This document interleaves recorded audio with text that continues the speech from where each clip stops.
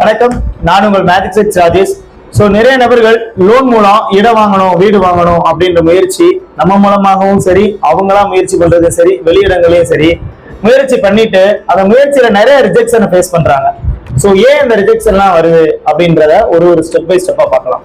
So first of all நீங்க பேங்க்ல உங்களோட ப்ரீ எலிஜிபிள், உங்களுக்கு எவ்வளவு எலிஜிபிள் இருக்கு அப்படின்றத முன்னாடியே நீங்க விசாரிச்சு வச்சுக்கணும். ஒரு லெட்டராகவே கொடுப்பாங்க, ப்ரீ சாங்ஷன் லெட்டர்னு சொல்லுவாங்க.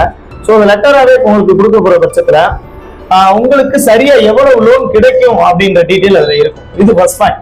செகண்டரி, நீங்க இந்த ஒரு 30 lakhs உங்களுக்கு எலிஜிபிள் இருக்குன்ற பட்சத்துல நீங்க 30 lakhsக்கான ப்ராப்பர்ட்டியை தேடக்கூடாது. 30 lakhsக்கான ப்ராப்பர்ட்டியை தேடினீங்கன்னா பேங்க் அதுக்கு 75% தான் அஃபோர்ட் பண்ணுவாங்க.